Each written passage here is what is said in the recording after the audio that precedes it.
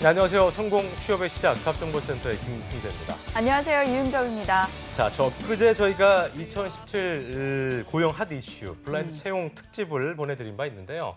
정말 보니까 그 취업 준비생들이 이 블라인드 채용에 대해서 굉장한 관심을 갖고 있다. 이걸 좀 느낄 수 있었어요. 그죠? 네, 또 한편으로는 관심은 많은데 이 카더라라는 얘기에 괜한 걱정과 오해를 하는 취준생들도 많다는 것도 알았습니다. 그래서 저희가 또 한 번 자리를 마련을 해봤습니다. 네. 2017년 고용 핫 이슈인 블라인드 채용에 대해서 취업 컨설팅계 최강자 세 분, 원조 세 분이죠. 네. 세 분과 함께 이 주제 다시 한번 짚어보는 시간을 갖도록 하겠습니다.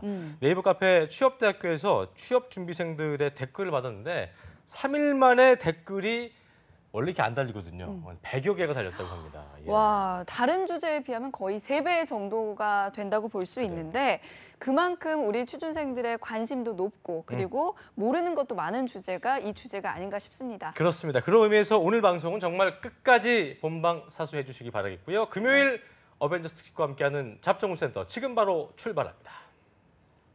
왜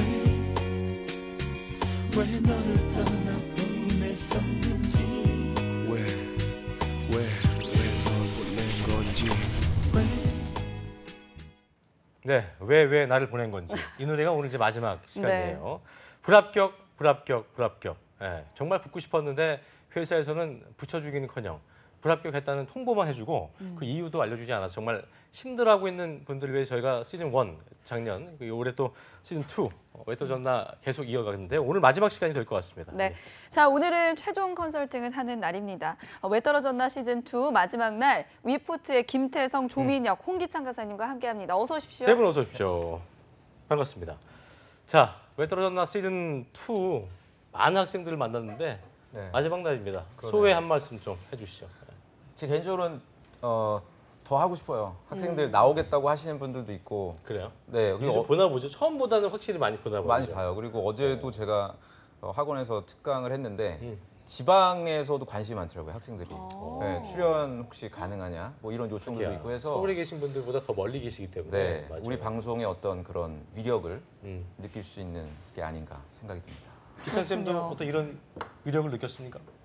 네, 뭐 위력을 느껴지죠. 그리고 이제 떨어진 거 분석하는 시기는 이제 좀 지났거든요. 그래서 하반기를 좀 성공하실 분들은 이미 계획이 좀 잡혀져 있어야 되니까 이제는 분석보다는 좀 액션에 한 힘을 좀 주셨으면 좋겠어요. 그래요. 네. 태성 쌤도 한 말씀, 소회 한 말씀. 예, 아쉽네요. 아쉽습니다. 예, 더 했으면 좋겠는데 예. 뭐 홍 쌤이 말씀하셨듯이 음. 이제 시기가 시기이니까 과거에 했던 방송들 잘 보시고 지금부터는 어떻게 해야 될까에 대한 얘기를 그리고 고민을 많이 했으면 좋겠어요. 그래요, 알겠습니다. 네, 올여름은 정말 핫한 여름이 되지 않을까 싶습니다.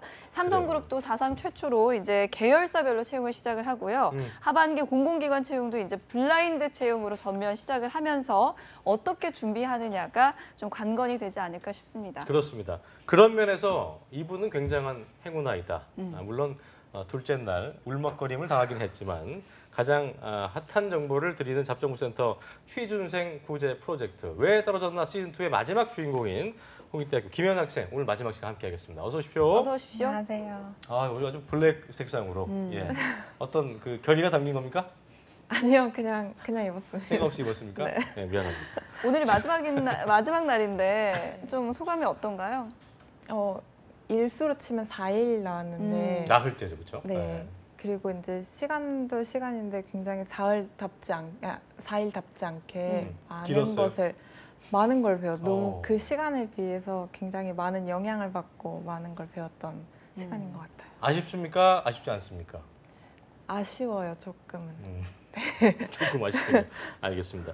예은 학생이 그 하반기 공채가 거의 데뷔 전이라고 해도 좀 무방할 것 같은 게 그때 저희가 앞에서도 쭉 짚어드렸습니다만 뭐 네. 아디다스, 로레알 뭐 이런데 좋은 데만 외국계 쓰셔가지고 기업, 그러니까 그렇죠. 그래서 이제 본격적으로 국내 기업도 노크를 해봐야 될 텐데 일단 이번 주 뭐 쌤들한테 많이 혼돈하고 사실상 이게 그 인문상경계 여학생들 예은 학생 같은 친구들이 기찬 쌤 많잖아요, 그죠? 그렇죠. 예, 어떻습니까? 가장 좀 힘들어하죠. 그러니까 우리가 구직 활동을 할 때 세 가지를 우선 생각하거든요. 학생들이 내가 어떤 업계를 가야 되고 무슨 기업을 써야 되고 또 무슨 직무를 써야 될까. 그러니까 이공계들은 이 산업이라는 게 어느 정도 확정이 돼 있고요. 문과 학생들이 이런 게 주로 없어요. 그러니까 나하고 관련도 있는 인더스트리가 없으니까 되게 막연한. 그렇죠. 좋아하는 산업에 이제 생각을 하려고 하고 그러다 보니까 뭐 패션이나 뷰티 이런 업계들을 기본적으로 떠올리게 되거든요. 근데 중요한 건 그런 산업은 선호도가 높기 때문에 예전부터 준비를 오랫동안 해왔던 친구들이 있어요. 물론 예한 학생도 그 미주권에서 인턴했던 부분들이 있기 때문에 뷰티 쪽으로 이제 지원하고 이제 패션이라든가 유통에 고리가 좀 걸리기는 하죠. 근데 그 방송 보는 분들 중에 그런 부분에 굉장히 많이 쏠림 현상이 있다는 것도 좀 이해하고 구직 활동 해보는 게 여자 문과들은 좀 필요할 것 같습니다. 네, 민영 네. 선생님 말씀해 주시죠. 네. 이게 되게 불쌍한 케이스예요. 그러니까 어떻게 보면, 그러니까 저도 뭐 학부 때라든지 대학원 때 경영학 관련된 전공을 했지만 그 경영, 경제, 무역, 진짜 막연해요, 그죠? 네, 그러니까 그러니까 제 말은 이런 전공자들이 예전까지만 해도 우대를 받았어요. 그러니까 채용을 할 때. 근데 지금은 우대가 되는 직무들이 극소수 있긴 하나 그런 직무들 뭐 예를 들어 재무라든지 스텝 부서들 소위 인사라든지 구매 이런 쪽도 경력직 분들의 어떤 직무 수행 능력을 또 우대하다 보니까 그렇죠. 예은 학생처럼 써먹을 수 이렇게 있는. 예. 뭐 좋은 학교의 경제학과를 졸업을 했어도 사실상 이거를 그대로 우대받는 경우는 사실 많이 드물죠. 그래서 저는 뭐 뒤에서도 좀 다루겠지만 좀 내가 경제학과를 전공한 그 구직자이기 때문에 반드시 어떤 분야에 가겠다. 이렇게 저는 좀 문을 좁혀서 생각하는 경우는 없었으면 좋겠어요. 그래요. 이것도 물론 이제 다른 선생님들하고 좀 의견이 다를 수 있는데 스코프를 넓혀라. 저는 좀 넓혀서 그게 굉장히 힘들겠죠. 근데 본인 나름대로 쌓았던 또 경험들도 있으니까. 근데 현실적으로 봤을 때는 경제학과에 너무 좀 매일 필요는 없다. 그래요. 그런 조언을 좀 드리고 싶어요. 태성 쌤도 어제 이제 면접하시면서 그런 스코프를 넓혀야 된다는 필요성에 대해서 말씀해 주셨는데 예. 뭐 비슷한 맥락이 있죠? 그래요. 그 가장 일반적인 여성 인문 상경계 학생 전형적인. 예, 전형적인 네. 모습이에요. 그래서 사실은 어려움이 좀 예상이 되긴 합니다. 예, 그 일반 기업에서 그 우리가 가고 싶어하는 일반 기업들, 대기업들 4년제 대졸자 중에서 2.5% 정도 간다고 하거든요. 그러니까 40명 중에 1명 간다는 얘기예요.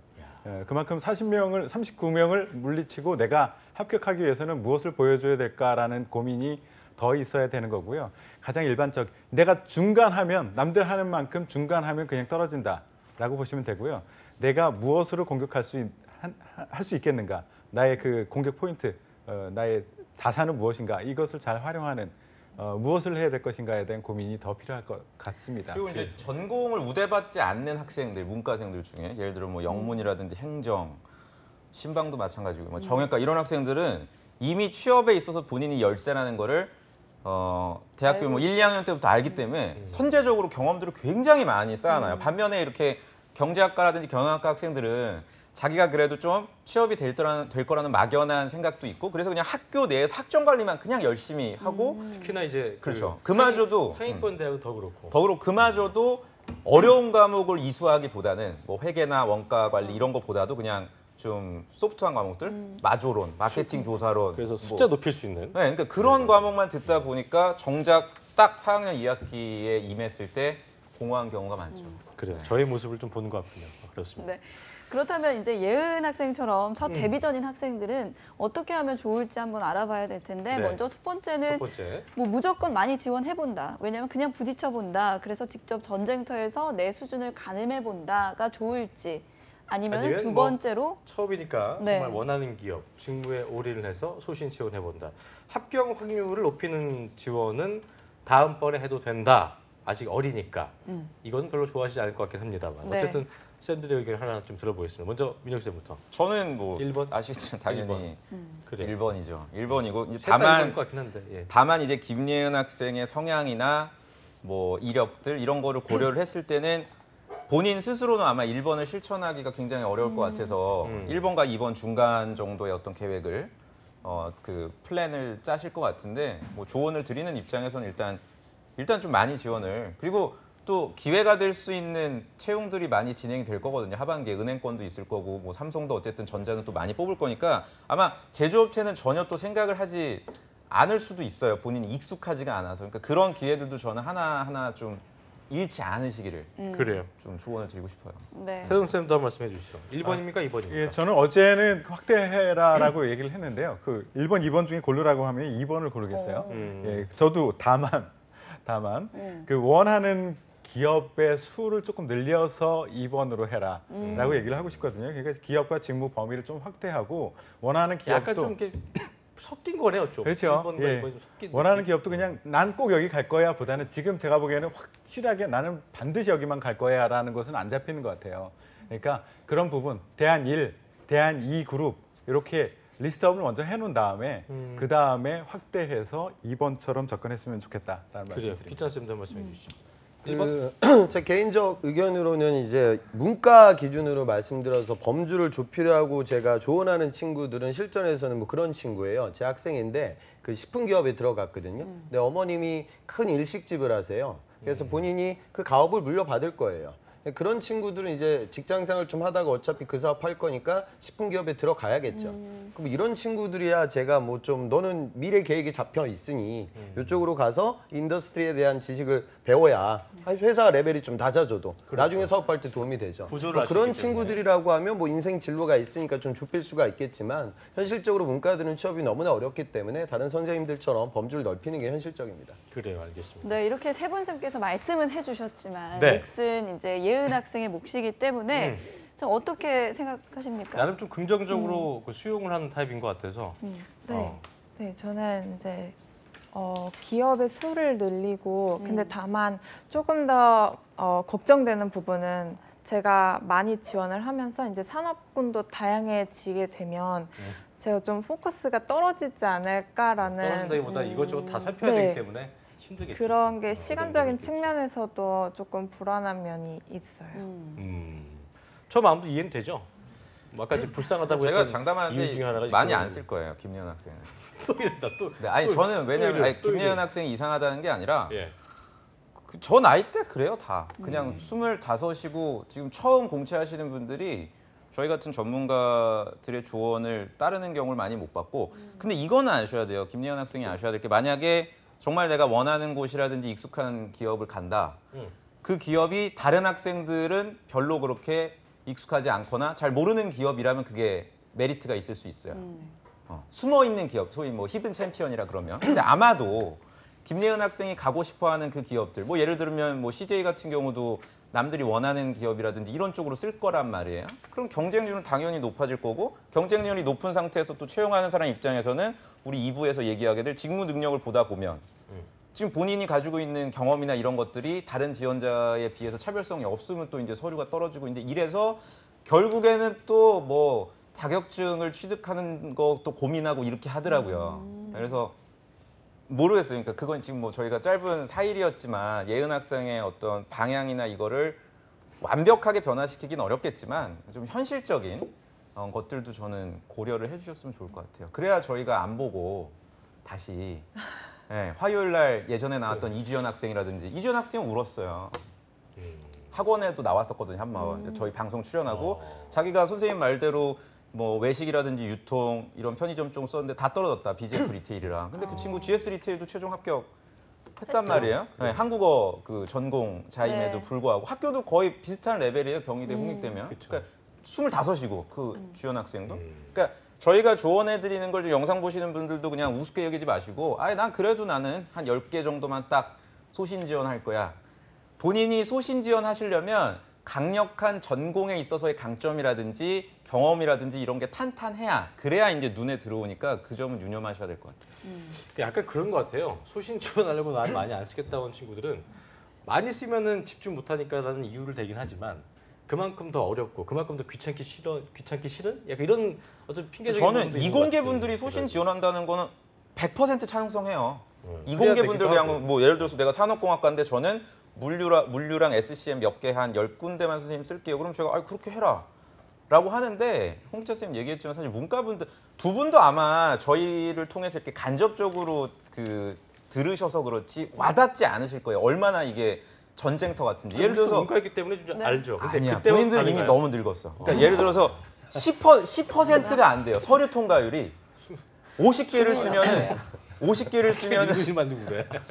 서너 개 된다니까 진짜. 저도 사실은 그게 얼마나 아픈지는 공감하기는 어려워요 학생들하고. 근데 학생들 쭉 보면 멀쩡한 애들이에요. 근데 서너 개 되고 이러는 거 보면 뭐 어쨌든 참 진흙탕 싸움인 거죠. 그래요. 문과생들은. 네. 태성 쌤 하반기 지원 어떻게 좀 포커스를 맞춰야 될까요? 뭐 이미 알아들었을 거라고 생각을 하고요. 앞서서 말씀을 드렸고 그 지원 분야에서 어제 살짝 얘기를 하다 보니까 본인이 그 외국계 그리고 그 글로벌 경험을 할 수 있는 기회에 대해서 굉장히 강한 집착을 의지를 하는 게 가지고 있어요. 있더라고요. 그렇죠. 정말 그것을 놓치기 힘들다면 그러니까 해외 영업 중에서도 그 상사 쪽의 해외 영업이 아닌 일반 기업의 해외 영업스러운 그런 역할 또는 외국계 기업 완전히 외국계 기업은 이제 피플앤잡이라는 사이트에서 굉장히 많은 그 정보들이 올라오는데 이제 물론 어제도 얘기했지만 거기에 계약직들이 거의 대부분 올라올 거예요. 90% 이상은. 근데 외국계 기업의 계약직은 약간 의미는 달라요.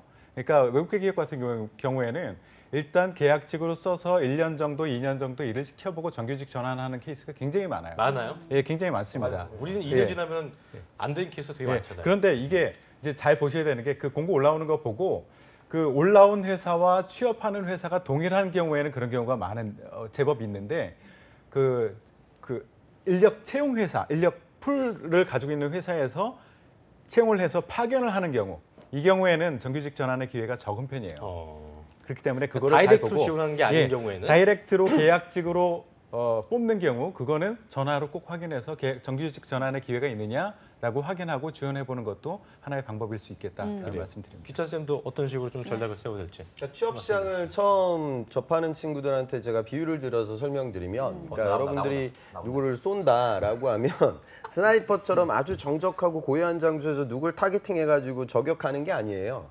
여기는 이미 압이 귀환이에요. 전쟁터예요. 그나마 이공계들은 총이라도 있으니까 저기 타겟이 있다고 하면 열심히 쏴야 돼요. 비슷하게 들어온다고 하면 타겟팅이 되면. 문과는 총도 없거든요. 칼밖에 없어요. 근데 저기 있는 사람을 내가 쓰러뜨려야지. 칼도 아니야, 활. 활도 아니야, 칼이야, 단검. 그거 갖고 막 뛰어간단 말이에요. 그럼 그렇게 제 타겟팅하고 뛰어가다 보면 중간에 그냥 자기 발에 걸려서 넘어질 때도 있고 누군가 나를 찔러요. 그러니까 내 근거리에 오는 데가 있다고 하면 제가 뭐 아주 뭐 중소기업이라든가 작은 데 가라는 건 아니고 내가 딱 봐가지고 어느 정도 덩치가 있고 규모가 있는 기업이라고 하면 과감하게 활을 휘둘러야 돼요. 휘두른다고 해서 그게 뭐 헛손질이 난다고 해서 여러분들한테 타격 오는 건 아니거든요. 근데 괜히 그거에 대한 두려움이 있어, 막연함. 그러니까 이거 아마 헛손질하게 되면 내가 그 시간에 다른 걸 못하지 않을까? 그리고 뭐 내가 뭐 자존감도 많이 떨어지니까 그런 부분들 좀 생각지 않고 전쟁터에서 뛴다 생각하고 열심히 뛰셔야 돼요. 되게 장총과 단검으로 단검. 비유하니까 진짜 없어 보이네. 확 이게 정말 와닿네요, 근데. 최악의 상황인 거가 아닌가 생각이 이재현 들어요. 학생이 좀 아셔야 될 게 외국 개 회사하고 외국의 헤드쿼터를 두고 있는 그쪽으로 취업이 되는 건 완전히 달라요. 그러니까 한국에 있는 예를 들어서 뭐 그러니까 강남 코리아 그렇죠. 개념의. 정확하게 지적이죠. 뭐 강남 파이낸스 센터에 뭐 태영 선생님도 더 잘 아시겠지만 거기 되게 많아요. 구글 코리아. 뭐 지금 채용 또 진행되고 있는 전 세계 주류 세계 1위인 디아지오 코리아. 근데 코리아가 붙었다는 거는 결국에는 그냥 한국 기업이라고 보시면 돼요. 근데 아마도 그냥 막연하게 뭐 P&G 코리아라든지 제가 이해는 돼요. 네, 첫 구직할 저도 그랬고 저도 처음에 취준생일 때는 뭐 그런 영어 이름 들어간 회사들 로레알 코리아 거기서 뭐 마케팅 아카데미 이런 거 하는 거 되게 좋겠다는데 사실상 들어가 보면 뭐 그냥 호칭만 데이비드 킴이지 그냥 청국장 먹고 된장찌개 먹고 똑같아요. 조직 문화는. 그러니까 너무 아니 농담이 아니라 진짜 그래요. 네, 근데 우리 언론이나 이런 데 회사 내 구조 같은 것도 한국 그럼. 기업과 근데 맨날 동일하다 이제 그런 구글 얘기예요. 코리아 같은 경우에도 회사 소개 이렇게 나오는 거 보면은 거기 그 왜 런치 뷔페 이런 거 얼마든지 먹을 수 있고 뭐 개 끌고 다니고 자기 애 그리고 뭐 유치원 뭐 그런 거는 뭐 있겠죠 물론 조직 문화. 근데 업무를 할 때만큼은 정말 철저하게 일례로 제 학생 같은 경우에 DHA 코리아에 입사를 했는데 거의 분 단위로 평가를 한대요. 분 단위로. 1초 단위로. 얘가 어디서 어떻게 이동을 하고 잘나겠네. 업무 시간에 왜 이렇게 화장실을 또 많이 가며 담배 피러 당연히 못 가고요. 예. 그 망하는 거야. 홍기찬 선생님 같은 분들은. 담배 피면 그냥 바로 고가 F 막 이렇게 준다고. 그러니까 그런 어떤 엄격한 인디비주얼 어떤 그런 평가가 이루어진다는 것도 만약에 유념을 한다면 사실상 기업들을 너무 예민하게 우리가 고를 필요는 없을 거다. 저는 좀 다른 말씀을 드리고 싶은데요. 네. 예, 저는 그 외국계에서 11년 동안 일을 해왔었고요. 거기도 코리아였죠? 예. 예. 인텔 코리 IBM 코리아였었죠. 예, 문화는 분명히 다르고요. 저는 그 학생들한테 특히 여학생들한테 입사 매우 중요합니다. 예, 그것도 놓칠 수 없는 부분인데 입사 후에 내가 성장할 수 있겠느냐, 그 안에서 어떤 형태로 일을 할 수 있겠느냐라는 것도 분명히 봐야 된다라고 얘기를 하거든요. 근데 외국계 기업 같은 경우에 제가 경험한 외국계 기업, 그리고 저는 이제 외국계 기업에 있었기 때문에 동료들 외국계에 다니는 친구들이 많은데 역차별이다 싶을 정도로 여성들에 대한 다양성에 대한 강조를 굉장히 많이 합니다. 그러니까 여성, 장애인, 그리고 심지어 성적 소수자들에 대해서도 실제로 그렇게 합니다. 그래가지고 액션만 취하는 거야? 아니면 실제 사례를 말씀드리면은 내부적으로 제가 입사를 처음에 할 때 블라인드를 했었어요. 블라인드 전형을 했었는데 뽑아온 걸 보니까 남자인지 여자인지 모르고 그 뽑아온 걸 보니까 10% 정도 여성이 뽑혀오더라고요. 그런데 채용팀 입장에서는 적어도 30% 이상을 채워와라. 다시 돌려보냅니다. 그럼 뽑혔던 20%가량의 여학생이 추가로 뽑혀서 들어와요. 실제로. 그리고 입사할 때도 그렇고요. 입사 후에도 성장할 때 그 임원은 몇 % 정도 이상을 다양성, 그러니까 여성이나 장애인 이걸로 구성을 해라. 라고 돼 있어요. 그래서 동일한 인사국과 오히려 반대, 남성이 더 잘한 경우에도 그 비율을 어느 정도 맞추기 위해서 인사국가가 더 낮은 여성이 임원이 되는 경우도 굉장히 많았었습니다. 그렇기 때문에 이게 뭐 하나의 단적인 예인데 그렇게 그 입사 후에 일반 우리나라 기업 같은 경우에는 사실은 아직은 변화는 되고는 있지만 아직은 남성 위주의 문화인 것은 맞습니다. 그렇기 때문에 고급 정보들은 주로 어디서 나오냐면 퇴근 후에 술집에서 아니 전봇대 같이 붙잡고 토하면서 그러면서 같이 많은 정보들, 좋은 정보들이 공유가 되어버려요. 그래서 정보에도 소외가 되는 경우들이 굉장히 많거든요. 그래서 변화는 되고 있지만 아직은 입사 후에 성장 가능성이 높은 데는 그래도 여건이 좋은 데는 외국계다. 우리나라보단 그래도. 예, 상대적으로 그렇다. 코리아가 뒤에 아까 붙었더라도. 민혁 쌤이 얘기한 그런 부분도 있긴 하죠, 그렇죠? 그렇죠. 완전 직영점과는 그렇죠. 다른 개념. 근데 완전 외국 회사, 국내 회사 중간 어디쯤에 있다라고 그 정도. 보시면 될 것 같아요. 알겠습니다. 네. 자, 이제 하반기 공채까지 딱 한 달 반이 남았습니다. 어떻게 좀 스케줄을 관리하느냐가 좀 관건인 것 저희가 같은데. 좀 나눠서 물어볼 건데 일단 네. 예은 학생 어떤 식으로 좀 계획을 짰어요? 아니면 뭐 대충 짰어요? 어떻게 할 거예요? 저 처음 출연하고 홍기춘 쌤 뵙고 이거 방송 끝나자마자 그 서점에 가서 인적성 검사 사서 벌써 풀기 시작했고요. 그래서 인적성은 바로 지금부터 공부를 시작을 하고 또 기업에 대한 분석이 조금 더 정확해야 될 것 같아요. 그래서 그거 분석이랑 이제 산업군이랑 제가 지원할 회사들 리스트 만들어서 하는 것까지 하고 이제 자소서랑 면접 준비해서 한 달 반 정도 계획하고 있습니다. 오케이. 이게 지금 한 달 반 잡았는데 일단 제가 기찬 쌤한테는 인적성을 여쭤볼 거고 민혁 쌤한테는 자소서 그리고 저희 탱 쌤한테 면접을 이렇게 딱 물어볼 텐데 먼저 기찬 쌤부터 인적성을 얼마만큼의 좀 준비해야 되고 끝내야 되고 이런 부분 좀 짚어주세요. 네. 그러니까 예은 학생이 지금 경제학도라서 아마 학교 다닐 때 뭐 경제 관련된 수업 듣다 보면 수학도 좀 하고 해요. 그래서 아마 약간의 문과생들 대비는 경쟁력이 있을 것으로 사료되는데 방송 보는 분들 중에 순수 문과 그리고 이제 이게 멀어질 수밖에 없는 게 고등학교 졸업하는 순간 이제 수학을 완전히 버리거든요. 그리고 그 시간이 뭐 길게는 뭐 6년까지 여학생들이 벌어지죠. 그럼 이제 뒤늦게 이제 중학교 산수 문제인데 본인은 이제 그게 수학이라고 여겨지고 그다음에 우선 인적성을 좀 공부하는 이유는 뭐냐면 어찌 보면 자신감 때문에 그래요. 특히나 이제 자료해석 파트 같은 경우는 숫자가 이제 굉장히 뭐 자릿수도 길게 나와요. 현대자동차 같은 경우에는 자동차 관련돼서 나오는 그 가격 수준으로 자릿수가 1000만 원 단위로 나오기 때문에 굉장히 길거든요. 그러니까 문제집을 좀 풀었던 친구들은 이게 뭐 고시 공부는 아니기 때문에 뭐 정확하게 맞히는 건 아니지만 트레이닝이 돼 있으면 아 내가 좀 해볼 만하겠다 뭐 이런 생각으로 이게 시험지를 보는데 처음 보는 친구들은 야 이거 뭐야 이거 숫자 되게 많어 뭐 이러면 막연하게 다 떨어지거든요. 그러니까 그런 부분들이 좀 중요해요. 그래서 아마 초반에 한 권 풀 때는 반응들이 다 똑같아요. 그거는 이제 뭐 서울대 나온 공대생들도 아우 선생님 이건 저하고 좀 안 맞는 것 같은데요. 그걸 막 보면서 이건 나한테 딱이다 뭐 이런 사람은 없어요. 그러니까 아마 좀 그런 시기가 분명히 올 것 같아요. 그래서 한 권 정도 풀 때는 그냥 뭐 편안한 마음으로 풀고 그 다음에 좀 차근차근 나아갔으면 좋겠고 제가 좀 조언하고 싶은 부분은 스터디를 해야 돼요. 이게 풀다 보면 뭐 언어 추리 무슨 뭐 영희가 1층 자고 2층 살고 뭐 이런 거 풀다 보면은 내가 지금 뭘 하고 있지 뭐 이런 생각이 들고 그다음에 시간 재고 이제 학생들이 안 풀거든요.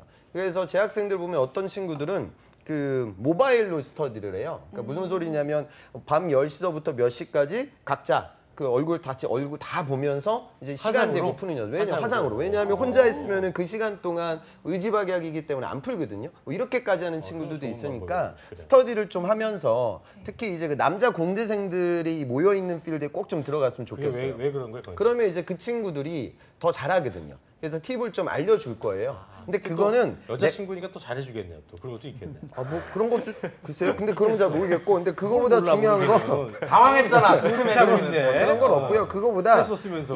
저도 이제 과외를 굉장히 오랫동안 해왔는데 본인이 가리키면서 내가 성장한다는 느낌을 더 많이 받아요. 그 학생들도. 그러니까 전혀 꺼리낌 없이 서로 이제 윈이 나는 거니까. 그리고 또 예은 학생 같은 경우에는 그 남자 공대생들은 또 뭐가 약하냐면 또 상식이 약하고 또 토론 분야가 약해요. 그래서 그런 부분들 좀 조언해 줄 수도 있거든요. 그래서 문이과가 시너지가 날 수 있게 스터디를 운영한다. 그래요. 그리고 아까 승재민 씨가 얘기했듯이 그 뭐 남자 여자 이런 얘기를 했는데 절대 그런 거 하시면 안 돼. 이게 사랑이 꼽히면 안 되잖아요. 그죠? 그러면 다 망하는 거예요. 그래서 끝까지 존대하면서 꾸준히 프로답게 스터디를 좀 진행하셨으면 좋겠습니다. 오빠 이런 거 하면 안 돼요. 알았죠? 그래요. 꼭 펴요. 제가 보면 아유, 그게 많은가요? 오래되면 또 꽃이 피더라고. 또 학생들이 우리 친구들이 또 많이 파이팅 넘치거든요. 네, 그래서 이렇게 좀 그건 위로해주고. 뭐 그들의 또 힘들어. 선택이다. 그래, 알겠습니다. 자기소개서 어떤 식으로 해야 될까요? 아니, 저 예은 학생한테 아까 여쭤보고 싶은 게 아까 말씀하신 것들을 어떤 식으로 계획을 세우신 거예요? 뭐 주차별 계획이었나요? 뭐 기업 분석하고 인적성. 네, 거의 이거 끝나면 이거 이런 식으로 네. 순차적으로. 인적성은 솔직히 지금 최대한 많이 푸는 게 목표라서 최대한 빨리 지금 한 권 산 거를 10일 내에 푸는 게 목표고요. 그러니까 인적성은 지금 하고 계신 거고 네. 기업 분석도 지금. 기업 분석도 지금 기업 리스트 짜서 어제 면접은 아직 8월? 정확히 자소서는 기업 분석 리스트 이번 주 안에 만드는 게 끝 목표고요. 그다음- 저렇게 하니까 망하죠. 구직 활동 보통. 무슨 말이냐면 병행하셔야 돼요. 하루 일과내 그렇죠. 그러니까 비중을 달리해서 지금은 가장 중요한 게 사실 인적성. 왜냐하면 속도가 빨리 안 나는 거기 때문에 더 빨리 시작을 하셔야 돼요. 잠깐만. 지금 10일 동안 한 권 풀면 한 달 반이면은 4권밖에 안 되는데 이거 안 되지 않아요? 속도가? 지금 처음이라서 그런가? 네 아직 유형도 잘 모르고 하기야. 해서 10일에 한 권 풀면 잘하는 거예요. 잘하는 학생들 거예요. 한 달 동안 한 권 풀고 있어요. 그래요. 네. 그 지금 대단한 거네요. 그렇죠. 30권 그러니까 많이 푼 거죠. 그러니까 인적성 준비도 하셔야 되고 자소서도 적은 시간이겠지만 그래도 최소한 하루에 한 1시간에서 많으면 2시간 정도는 매일 공부하시는 게 아니라 작성을 해야 됩니다. 내가 정해진 시간, 아까 홍기찬 선생님도 좋은 말씀하셨는데 인적성 스터디 하듯이 정해진 시간, 그것도 그러니까 결국은 우리 구직자분들이 아셔야 되는 게 자기 제어 능력이에요. 취업은 내가 먹고 싶은 거 안 먹고 보고 싶은 영화 안 희생을 보면서 해야 돼. 자기 희생을 더 해야 돼. 그렇죠. 내가 남들 놀고 싶은 걸 안 하면서 어떤 친구들은 상반기에 너무 힘들어서 그리고 또 어제 무슨 티웨이 항공인가 서류 발표가 났는데 떨어져서 자기한테 선물을 준대요. 떨어져서. 그래서 여행 간대. 네. 그러면 안 돼. 도라이야. 그러면 제가 볼 땐 그렇게 하시면 다시 돌아오기가 어렵습니다. 구직자 어떤 그런 노력으로. 그러니까 그런 거 여의치 마시고 불합격하더라도 있고 오늘 정해진 시간 내에 또 자소서 써야 되겠다. 인적성 풀어야 되겠다. 이렇게 꾸준하게 하루 일과 안에 저는 다 그래요. 넣어주셔야 되고 면접 그래요. 연습도 들어가야 된다고 생각해요. 저는 사실. 그게 그런 루틴을 좀 만들어야 되는 게 중요하다는 말씀이셨고. 네. 네. 면접 이렇게 하면 저희 면접은 특히나 대면해서 연습해야 될 필요가 굉장히 있거든요. 면접책 100권 읽어도 소용이 없고요. 스터디 예, 스터디를 같이 만나서 해야 되는데 이제 문제는 그 친구들이 해주는 피드백을 전체 다 듣지 말아라. 그 면접 스터디의 의미는 뭐냐면 여러 사람이 나를 노려보는 가운데 내가 당당하게 나의 이야기를 논리적으로 얘기할 수 있겠느냐. 이거에 대한 연습이지 그 친구들이 해주는 피드백 그닥 영향가는 없을 겁니다. 대중 앞에서 어떤 공포감을 좀 없애는 그렇죠. 그리고 방법은 요즘에는 면접이 그 1대1로 질문과 대답을 하는 면접보다는 보통 3개가 세트가 돼요. 토론 면접, PT 면접이 같이 되거든요. 그러니까 여러 사람이 노려보는 앞에 서서 얘기하는 연습. 누군가와 서로 디베이트를 하는 연습. 이거는 혼자서 할 수가 없거든요. 그래서 그렇죠. 스터디가 반드시 필요하고요. 뭐 사람이 꼽히는 거는 뭐 걱정하지 않으셔도 돼요. 그냥 집에서 평상시에 있는 잠자리 패션을 가지고 그냥 기마 자세 나오는 추리닝 입고 나가시면은 그런 거 있을 리 없습니다. 그래요. 아니 왜 웃었어요 지금? 아니, 전 그 생각을 했어요. 굉장히 좋은 지적이셔서 매일매일 좀 대화를 해야 된다. 그러니까 시간이 되면 그냥 요 옆에 앉아 있어요, 매일. 그냥 뒤에 방송 우리 할 때 아니면 저희 방청객으로 있든지 와도 그래서 가끔씩 돼요. 카메라 잡고 멘트 한번 쳐주고 그러니까. 이런 그래요. 실정 같은 연습을 저는 좀 꼭 네. 하시기를 바랍니다. 그래요. 알았어요. 네. 스스로를 좀 힘들게 해야 된다. 그 편입했었잖아요. 편입할 때 쉽지 않은 거 알고 있는데 네. 그렇게 하시면 돼요. 그렇게 아침 첫 차 타시고 네. 막차 타고 오시고 이렇게 하면 됩니다. 근데 그렇게 안 하시는 분들이 많아서 아무튼 그런 본인의 네. 노력이 좀 필요하다는 부분이고 네. 끝으로 좀 시간이 다 돼서 1번 카메라 보시면서 나흘 동안 뭐 길다면 길고 또 짧다면 짧았을 수 있는 그 나흘 동안 시간 동안 어땠는지 소감 한마디랑 또 어머니 아버지한테 네? 잔잔한 저희가 또 BG를 깔아드릴 테니까 한 말씀 해주시고 마무리 짓는 걸로 하겠습니다.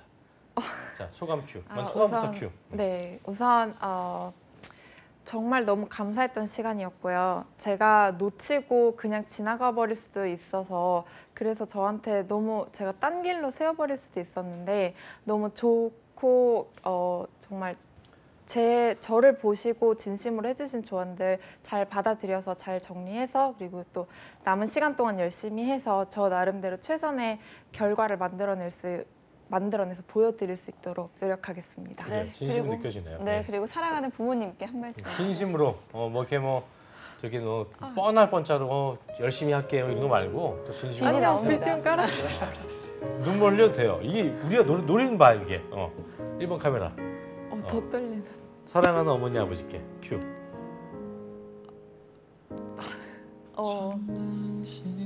너무 내가 사랑하고 정말 우리 아빠는 너무 감사해요. 내가 세상에서 제일 존경하는 사람이기 때문에 내가 닮아가고 싶은 사람이고 내가 정말 존경하고 사랑하는 사람이기 때문에 너무 열심히 살아주셔서 감사하고요. 저희 엄마도 너무 집안일 저희 위해서 해주셔서 감사합니다. 내가 정말 부탁하고 싶은 게 하나 있는데 많이 오랫동안 건강하게 우리 네 가족 웃으면서 살 수 있도록 건강하게 있어주세요. 내가 효도할 수 있는 기회도 만들어주세요. 감사합니다. 이게 오늘 마지막 시간인지 모르겠지만 맞아요. 희찬 씨 어땠어요? 눈물 진정성 나네요. 느꼈습니까? 그 방송 보는 분들이 다 같이 느낄 거예요. 아마 부모님한테 되게 죄송스러운 마음들을 다 갖고 있거든요. 그러니까 좋은 학교 나오고 아니면 좋은 학교 아니다 하더라도 열심히 학비 부모님께 의지하면서 내가 살아왔는데 이 중요한 순간에 관심이 많이 쏠리고 또 거기서 또 내가 실패하고 그러니까 그게 되게 힘든데 기운들 많이들 내셨으면 좋겠습니다. 그래요. 네. 이렇게 움찔하는 마음으로 저희가 또 마무리를 하게 되네요. 저도 울 뻔했어요. 저도 눈물이 좀 갑자기 나요. 우리 엄마 보고 싶어서 엄마 이따 보러 가겠습니다. 예. 엄마한테 잘해야 되겠다라는 생각과 갑자기. 함께. 그러니까. 우리 자, 아버지도 오늘- 마찬가지입니다. 네, 네. 오늘 정말 잘 참아낸 것 같아요. 마지막까지. 오늘 정말 수고 많이 했고요. 화이팅해서 좋은 성과 거두시길 바라겠습니다. 고맙습니다. 날 고맙습니다. 동안. 네. 감사합니다. 자, 그리고 세 분은 잠시만 대기를 해주시고요. 저 1부는 여기서 마치겠고요. 잠시 후 2부에서는 정말 기대가 되네요. 네, 정말 올해 핫하고 또 핫한 주제입니다. 2007년 고용 핫 이슈 블라인드 채용에 대해서 알아보는 시간 가져보도록 하겠습니다. 자, 어디 가지 마시고요. 채널 고정.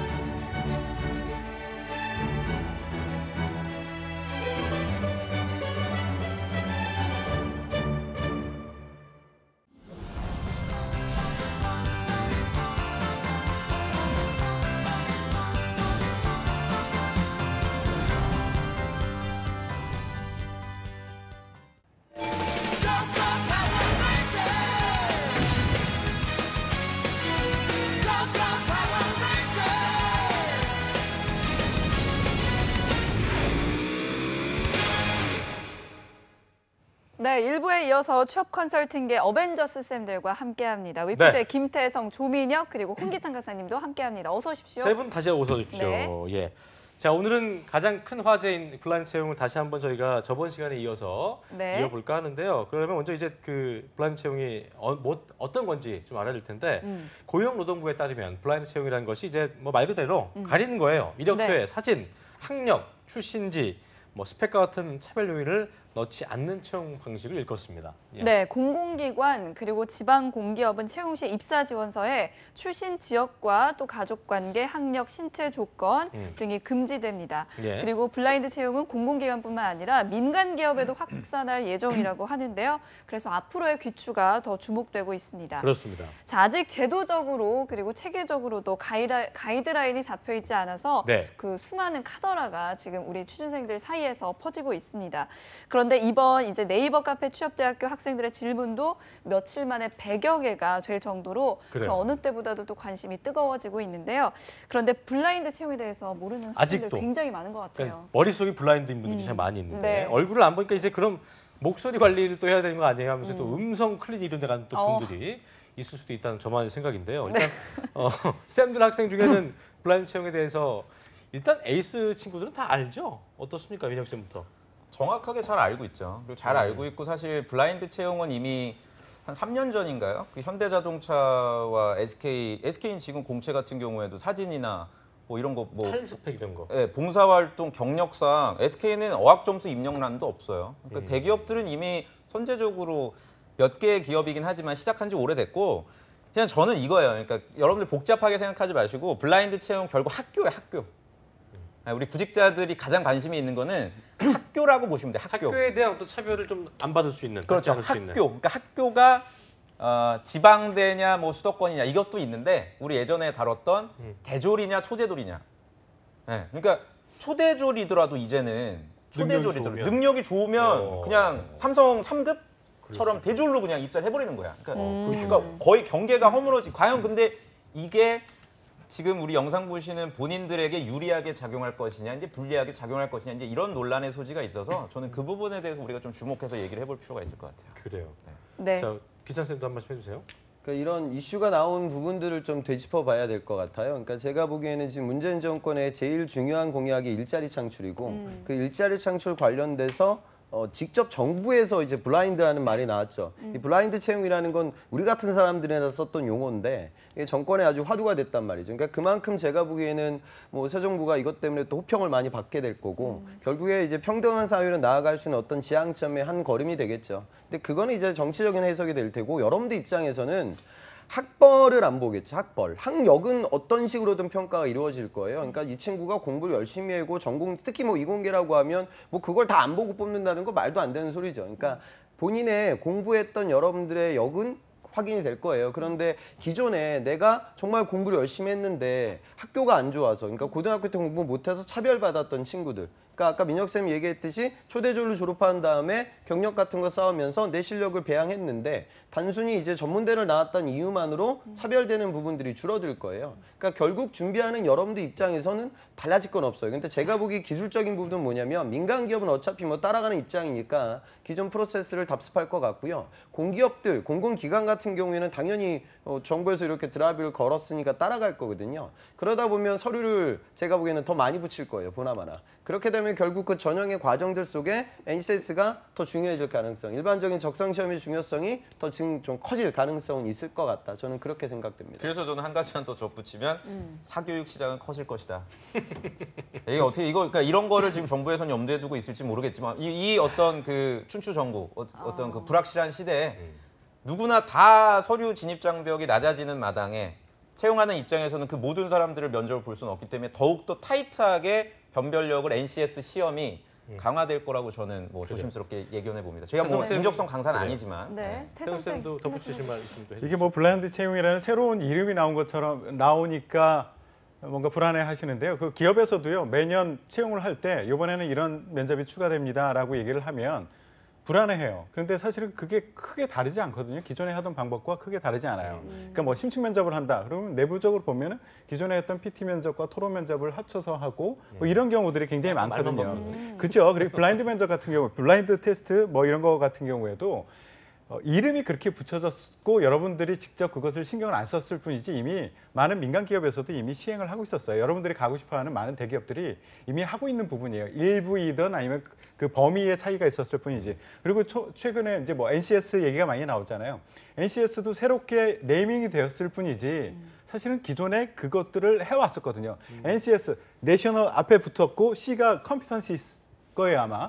그 기업에서 계속 컴피턴시를 계속 채용팀에서는 강조를 했거든요. 그리고 그걸 어떻게 볼 것인가를 고민을 했었고 그래서 완전 새로운 것이다라고 생각하지 마시고요. 어차피 이건 받아들여야 되는 큰 흐름이다라고 보시고 크게 달리 준비할 필요 없다라고 저는 생각을 합니다. 그래요, 알겠습니다. 네, 자 그렇다면 본격적으로 블라인드 채용의 오해와 걱정들을 모두 네. 풀어드리겠습니다. 많은 학생들이 공통적으로 남겼던 질문들을 추려봤는데요. 먼저 역차별 논란 첫 번째, 지방대생이 유리하다. 지역 할당과 블라인드 채용을 한다면 인서울 학생은 역차별이다. 지방 학생들만 유리하다. 뭐 이런 질문을 던졌는데 이 질문을 내가 지방대생이 세 분 다 좋아하실 것 같지 않는데 네. 일단 들어보겠습니다. 먼저 일단 이찬 기찬 쌤부터 쌤. 한번 해주시죠. 현실적으로 좀 유리해질 친구들도 있겠죠. 아까 제가 말씀드렸다시피 뭐 학교 다닐 때 정말 이거저거 많이 했는데 초반에 스타트된 학교가 낮아가지고 좀 이렇게 안 좋은 이미지를 줬던 친구들 입장에서는 이게 결국엔 그렇게 생각하시면 돼요. 그러니까 차별을 없애기 위한 정부의 방안이지 모두에게 똑같은 기회를 주기는 건 아니에요. 그러니까 차별이라는 건 뭐냐면 내가 지역적인 차별과 뭐 부모님의 배경과 내 태어난 얼굴과 내가 고등학교 때 입학했던 학교 이 부분 때문에 차별을 받으면 안 되잖아, 우리 사회가요. 그러니까 그런 부분에 대한 평가가 이루어지는 거지. 뭐 내가 그럼 뭐 아무것도 안 했으니까 그냥 뭐 안개 속이니까 뭐 시쳇말로 뭐 그냥 이때 조금 열심히 하면 뭐 되겠지 이건 아니거든요. 이게 되게 그러니까 역으로 얘기하면 차별적인 요소로 혜택을 입었던 친구들은 좀 불리한 거야. 근데 이제 이런 건 있죠. 그러니까 우리가 왜 그렇잖아요. 외고에서 반에서 3등하기와 일반 고등학교에서 반에서 3등하기가 다르잖아요. 그렇죠. 그러니까 좋은 학교로 올라가게 되면 학점이 조금 낮아도 사실 거기서 그 정도 학점 받으려면 어느 정도 되는 친구들과 경쟁해야 되는지 우리가 표현은 안 하지만 느끼잖아요. 근데 그런 부분에 있어서 좀 일정 부분 피해를 보는 친구들이 있을 것 같긴 해요. 근데 제가 보기에는 그렇다 하더라도 이 큰 흐름을 바꿀 수 있는 부분은 아니고 또 본인 입장에서도 그게 물론 되게 억울해 보일 수도 있겠지만 그렇게 취업에서 많이 차지하는 포지션은 아니거든요. 그러니까 그런 부분도 좀 생각하지 이런 마시고. 부분에 대해서 너무 공포에 떨 필요는 없다. 뭐 이렇게 한다고 해서 바뀔 것도 없으니까요. 그러니까 그래요. 네. 전략은 동등하게 가는 거죠. 네. 태성 쌤. 이거는 뭐 정확하게 말하면 지방대생의 불리함이 감소가 될 것이고요. 유리하다는 건 그죠? 아니죠. 서울에서 제가 채용팀 입장에서 동의할 수 없는 혜택을 누렸던 사람들 그 혜택이 없어진다, 줄어든다. 이렇게 보시는 게 정확할 것 같아요. 그래요. 비슷하죠? 뭐 지방대생에게 유리할 거 하나도 없습니다.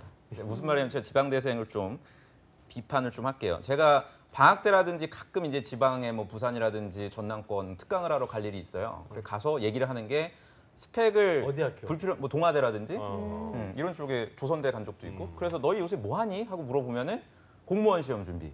그러니까 오늘 여기 특강 온 것도 경력개발센터에서 그냥 조민혁이라는 사람 뭐 나름대로 들어봤는데 특강 어떤지 왔지 자기가 직무 능력을 쌓기 위해서 뭘 하는 건 전혀 없대요. 그래서 딱 간 보러 온 거네. 그냥 나는 뭐 취업이라는 게 뭐 어떻게 준비해야 돼? 그러니까 이렇게 온 거예요. 그러니까 지방대 분들이 저는 좀 아셔야 되는 게 국가에서 정책적으로 정말 직무 수행 능력에 대해서 평소부터 미리 대비하신 분들은 얼마든지 기회장이 열렸어요. 그래서 그냥 단순히 막연하게 본인이 그 눈높이를 낮추시는 분들이 있어요. 난 지방대니까 아예 공기업은 내가 무슨 한전을 어떻게 가? 내가 무슨 한수원이야? 난 못 가. 이렇게 내가 어떻게 코트라를 가? 참고로 재학생들 중에서도 무술병 걸린 분들이 있군요. 대부분이라니까요. 그런 그래요? 분들이. 본인이 아니면 연락 주세요.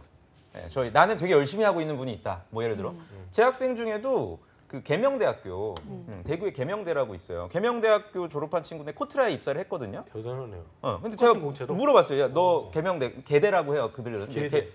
계대가 아니고 계대. 계대 친구들은 어떻게 구직 활동해? 그랬더니 선생님 말씀이 100% 맞대요. 4학년 때 전부 다 토익하고 그냥 한 6개월 동안 어디 뭐 호주 연수 가고 그냥 무의미하게. 그러니까 공기업 채용 담당자들이 쓰시는 용어가 온스펙이라는 단어가 있어요. 온. 그러니까 우리한테 딱 적합한 능력을 갖춘 사람을 원한다. 그러니까 불필요한 걸 쌓지 말아라. 그러니까 그 점에서 봤을 때는 좀 지방대생들이 어떤 불필요한 어떤 그런 것들 쌓는 습관을 바꾸지 않는 이상은 유리할 거 하나도 없다. 지금 민혁 쌤 얘기한 사람들 중에 잘하고 있는 분들 제외하고 여전히 지금 약간 우리 반도 한심하게 준비하고 계신 분들 이런 대부분 분들 좀 대부분 한심해요. 정신을 차려야 된다. 대부분, 이렇게 특히. 저희가 정리하겠습니다. 네. 자, 다음은 역차별 논란 2입니다. 스펙을 쌓아봐야 소용이 없다. 예, 블라인드 채용은 상위권 학생들의 노력을 꺾는 제도다. 그동안 스펙을 쌓기 위해 자격증 취득, 해외 연수, 어학 점수 높이기 등이 다 소용없지 않은지 역차별이다. 이거 어떻습니까? 네, 예. 이거는 일단 기찬 쌤 어떻게 보시나요? 저는 아마 좀 그렇게 바뀌지 않을까 싶어요. 그러니까 학생들 관점에서 보면 이제 그런 친구들이 있거든요. 그러니까 고등학교 때 정말 도서관에서 열심히 공부하고 성실하고 그다음에 명문대학교 입학하고 학교 다닐 때도 학점 관리 열심히 하고 또 공부가 본인의 특기니까 자격증도 많이 따고 이런 친구들이 있고요. 반면에 뭐 그렇게 공부할 수 있는 능력은 좀 부족하지만 좀 언변이 뛰어나고 단체 생활 많이 했고 뭐 이런 친구들이 있죠. 그러면 이 친구들은 과거에 그 전자 같은 경우에는 학교가 좋고 그다음 자격증 개수도 많고 그러니까 과거 전형이라고 하면은 초반에 좀 화려한 이미지를 줄 수가 있는데 또 이런 친구들의 특징이 쉽게 말해 좀 면접력이 부족하고 또 뭐 자소서나 뭐 필력이 좀 부족하고 이런 친구들은 사실 취업이 이제 더 불리해지고 내가 좀 공부하는 부분은 좀 부족했을지 모르지만 사회에 대한 좀 넓은 안목을 갖고 있고 그다음에 활발하게 좀 텔링하고 발표했던 이런 연습을 했던 친구들 결국 블라인드 채용이 가속화되게 되면 적성 시험의 비중과 면접의 비중이 더 커질 거예요. 그러면 그런 부분에 있는 경쟁력이 있는 친구들이 이제 더 많은 기회를 잡게 되겠죠. 그러니까 제가 항상 말씀드리는 부분은 특히 방송 보는 분들 중에 이제 저학년이라고 하면 그러니까 그 고등학교 때 우리가 입시 지옥에서 좋은 대학을 입학하기 위해서 노력을 하고요. 또 입학하고 나서 그 관성이 있기 때문에 또 계속 뭔가 좀 공부하기 위해서 책상에 앉아 있기만 하거든요. 그러니까 그런 이제 연습보다는 뭔가 좀 능동적으로 내가 많은 사람들을 만나고 이게 되게 추상적으로 들리겠지만 실제로 그런 활동을 해야 그러니까 결국에는 공모전이라든가 대외 활동이 뭐 그렇게 제가 추천하진 않지만 제가 일을 하면서 느끼는 부분들은 그런 걸 좀 했던 친구들이 그나마 면접력이 좀 높은 편이고 전무하고 계속 공부만 했던 공대생들이 이런 부분들이 너무나 약하거든요. 그래서 본인의 좀 테크트리나 이런 계획을 잡을 때 이제는 좀 이렇게 의사소통 능력도 취업에서 정말 중요하니까 내 인생에 많은 비중을 차지하니까 따로 준비를 해야 되는 시대로 바뀌지 않을까. 변질이라는 표현보단 그렇게 좀 느끼시면 좋을 것 같습니다. 네. 그래요. 알겠습니다. 자, 그리고 태성쌤도 한 말씀 해주시죠. 네. 예, 여기 질문에 보면 그동안 스펙을 쌓기 위해 자격증 취득, 해외 연수, 어학 점수 높이기 등이 다 소용없지 않은지라고 했는데 이 앞에 스펙이라는 단어 앞에 쓸데없는이라는 단어를 넣으면 정확하게 맞아 떨어집니다. 그러니까 쓸데없는 스펙을 쌓기 위해서 했던 거 다 소용 없어질 거고요. 이 뽑는 거는 주도권이 여러분들한테 있는 게 아니라 취업 준비생들한테 있는 게 아니라 채용팀에 있거든요. 채용팀이 언제 이렇게 하라고 했습니까? 맞아요. 계속 몇 년 전서부터 계속 지속적으로 그게 아니야를 계속 강조하고 있었는데 취준생은 안 믿었을 뿐이에요. 그동안. 그렇기 때문에 쓸데없는 자격증 준비한 거 예를 들어서 저번에도 살짝 사연이 나왔었지만 컴공 석사 출신이 그 컴활 자격증 준비하는 거.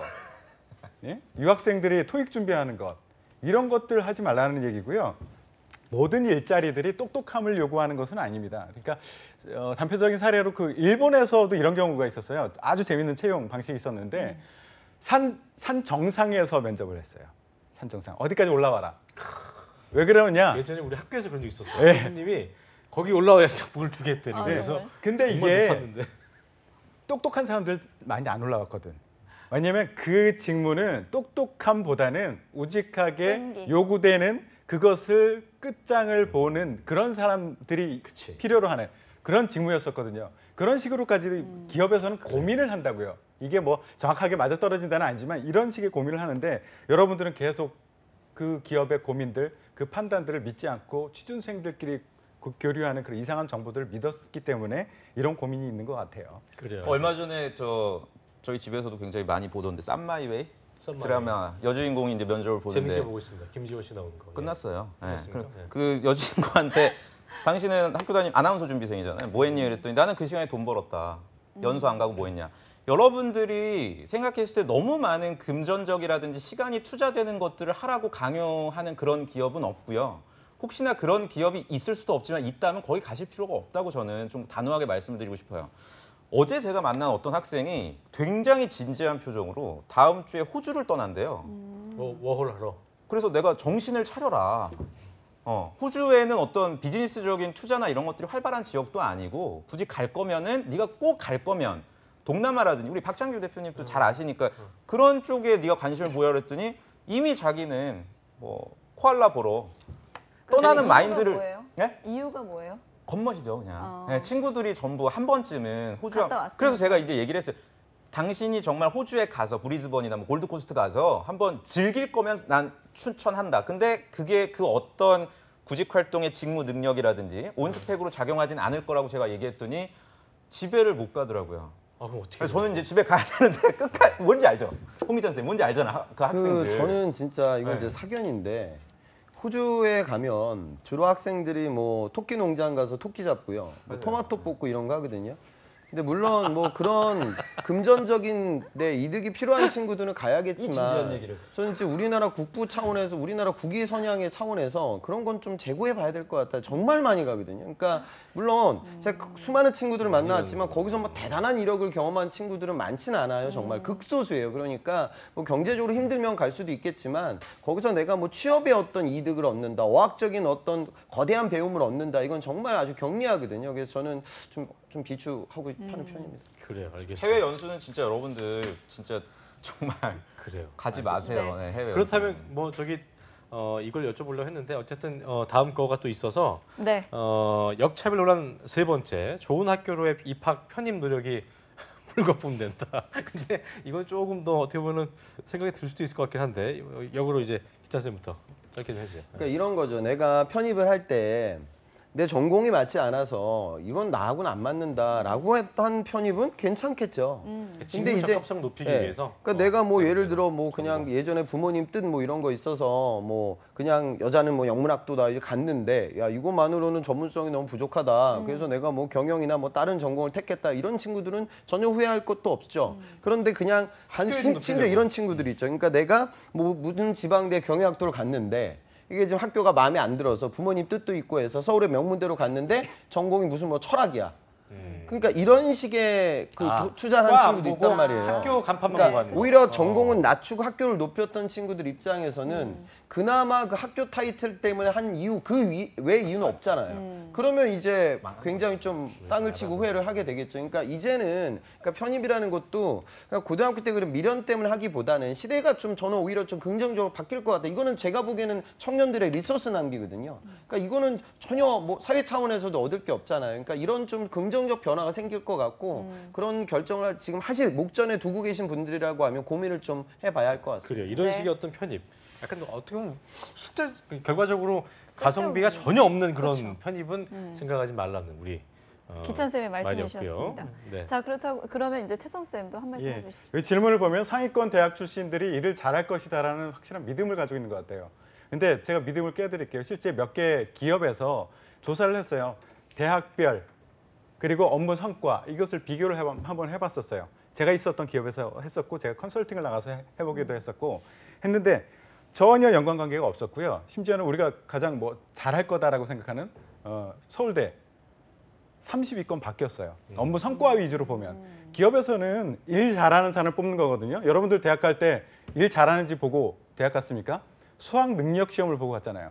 잘 배울 수 있는지 그거 보고 갔단 말이에요. 기업에서는 일 잘할 수 있는 사람을 이제 뽑겠다라는 얘기를 하고 있어요. 근데 나는 수학을 잘할 수 있다. 그러니까 학습을 잘할 수 있는 사람이기 때문에 나를 뽑아주세요라고 자꾸 우기고 있는 중이거든요. 기업에서는 그거 아니야. 실제 일을 시켜보니까 수학 능력과 실제 일 잘할 수 있는 능력은 연관관계가 없더라라는 데이터들이 계속 나오고 있기 때문에 우리는 우리 방식대로 채용할 거야 라고 얘기하고 있는데 왜 자꾸 우기고 있느냐라고 저는 말씀드리고 싶고요.